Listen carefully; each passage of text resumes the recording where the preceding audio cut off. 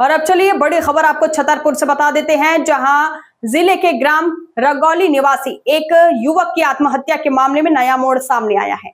मृतक के परिजनों ने कुछ लोगों पर मानसिक प्रताड़ना और झूठे प्रकरण में फंसाने की धमकी देने का आरोप लगाते हुए पुलिस अधीक्षक को आवेदन सौंपकर निष्पक्ष जांच और आपराधिक प्रकरण दर्ज करने की मांग की है। आवेदनकर्ता प्रहलाद सिंह ने बताया कि उनके छोटे भाई एपेंद्र सिंह ने 9 अगस्त 2026 को कथित रूप से फांसी लगाकर आत्महत्या कर ली थी। आवेदन में आरोप लगाया गया है कि घटना से पहले उनके भाई को कुछ लोगों द्वारा लगातार प्रताड़ित किया जा रहा था।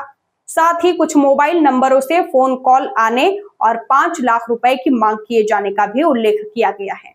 परिजनों का दावा है कि मृतक द्वारा छोड़े गए कथित सुसाइड नोट में भी कुछ व्यक्तियों के नामों का जिक्र किया गया है।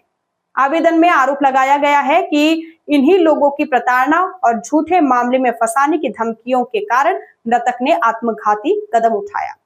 आवेदनकर्ता ने पुलिस अधीक्षक से मांग की है कि घटना के दिन आए सभी फोन कॉल की CDR कॉल डिटेल रिकॉर्ड और लोकेशन की जांच कराई जाए तथा पूरे मामले की निष्पक्ष जांच कर दोषियों के खिलाफ सख्त कानूनी कार्रवाई की जाए।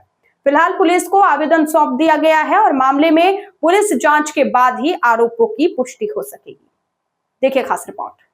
हमारे बहुत ही एक समर्पित कार्यकर्ता पुष्पेंद्र सिंह रगौली जी ने अभी रविवार के दिन आत्महत्या की है। और चूंकि गांव में एक प्रकरण हुआ, एक प्रियांशी राजपूत बच्ची जो उनके दोस्त घनश्याम राजपूत की बेटी थी और ये शिक्षक हैं, इसका कोई अफेयर था गोविंद सोनी के साथ और इसका आवेदन ये बार बार थाने में दे रहे थे। थाने में आवेदन देने के कारण उसने उस बच्ची का माइंड ऐसे ब्रेन वॉश ऐसे किया कि उल्टा उसने अपने पिता, अपने चाचा और पुष्पेंद्र पे आरोप लगा दिए, जो कि आरोप सामाजिक नैतिकता के नाते कोई भी एक जिम्मेदार जो व्यक्ति होगा उसके लिए बहुत ही दुर्भावना वाले होते हैं। और ये दुर्भावना उसके अंदर घर कर गई और उसने आत्महत्या कर ली।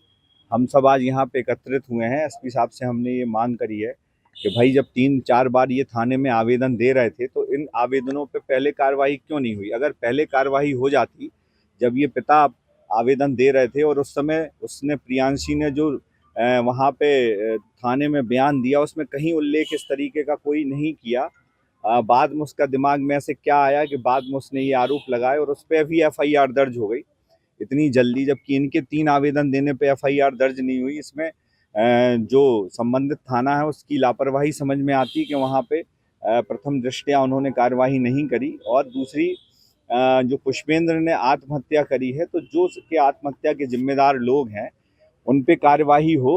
और चूंकि एक निर्दोष स्वाभिमानी व्यक्ति जो है वो सिर्फ इस लांछन से उसने अपनी जिंदगी की इतिश्री कर ली, जिसको सामाजिक नैतिकता में कोई भी एक जिम्मेदार व्यक्ति स्वीकार नहीं कर सकता है। किसके दबाव में ये सब हुआ, किसके दबाव में FIR नहीं लिखी जा रही थी, पुलिस क्यों नहीं लिख रही थी, क्या ये सब चीज़ों पे हमने अभी SP साहब से चर्चा की और उन्होंने हमको आश्वासन दिया है कि हम शीघ्र इस पे जांच करके और निश्चित रूप से कार्यवाही करेंगे। जो भी इसमें जिम्मेदार होगा वो कोई नहीं छूटेगा, वो कोई भी व्यक्ति हो। हमारे दोस्त थे पुष्पेंद्र सिंह परमार रगौली के, वो बहुत हमारे परम मित्र थे और उन पूरे परिवार से उनके हमारे घर जैसे संबंध थे। हमारी लड़की को गोविंद सोनी नाम का व्यक्ति, वो रगौली में हाई सेकेंडरी स्कूल में कंप्यूटर शिक्षक था, वो बच्ची उसी स्कूल में पढ़ती थी। तो उसने उसको बहला फुसला के अपने प्रेम जाल में फंसाया और 25 जुलाई को वो उसके साथ भाग गई। हमने थाने में लिखित शिकायत दी, लेकिन नाम दर्ज दी गई थी आपके द्वारा? हाँ, हमने नाम दर्ज शिकायत की, पेपर थाना में शिकायत की, लेकिन पुलिस ने उस पर कोई कार्रवाई नहीं की। उसके बाद 4 अगस्त को हमने यहाँ एडिशनल SP साहब को आवेदन दिया उसके खिलाफ, लेकिन उस पर भी कोई भी कार्रवाई नहीं हुई। और लड़की ने हम लोगों पे झूठे आरोप लगाए, हमारे भाई दीनदयाल राजपूत पे, पुष्पेंद्र सिंह परमार पर और स्वयं मोरे पर भी उसने आरोप लगाए। और उन झूठे आरोपों के आधार पर महिला थाने में हम लोगों को 2 दिन बुलाया गया और पूछ जांच की गई, लेकिन कोई सही कार्रवाई नहीं की गई। और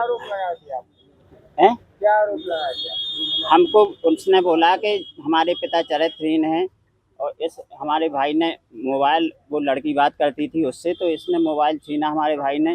तो